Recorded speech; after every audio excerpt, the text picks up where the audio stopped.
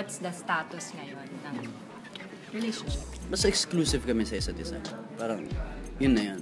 Hindi pa pwedeng may iba. So, kami dalawa lang. Ano mo yun? Yeah. So, ganun yung status namin. Yun na yung intindihan namin dalawa. And yun ang naman nakikita ng tao. Walang labels. Wala pa muna. No Basta labels. exclusive kami. Ganun.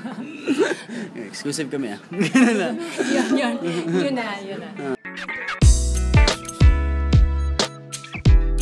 Wala naman, pero pinipressure kami ng mga tao. Hindi naman. Ano lang. Parang hinihintay pa kami na something. Hinihintay pa kami ng something na hindi pa malagyan ng label. Parang masyado pa yatang maaga. Or hindi naman masyado pa, parang maaga pa. Kasi pag masyado pa, baka 10 years pa kami magano. I mean, maaga pa sa ngayon. May mga gagawin pa kami. And may tamang moment siguro pag sasabihin na namin. Kung ano man. Kami ni DJ kasi may ibang hindi na nga namin siya pinag-usapan kasi parang nagkakaintindihan kami. So, depende siya sa situation.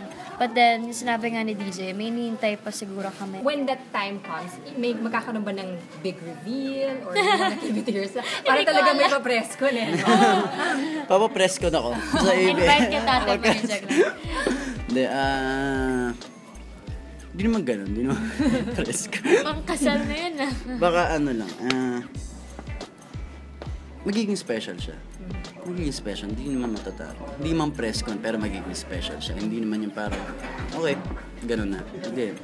Magiging special siya. Pero para rin sa mga supporters namin. Parang buong buhay na lang iniintay nila yun. Diba? So, hindi naman natin pwede silang pabayaan. So, meron tayong special na papakita or something. Okay, we're looking forward to that. Alright. Thanks, guys. Thank Thank you. you.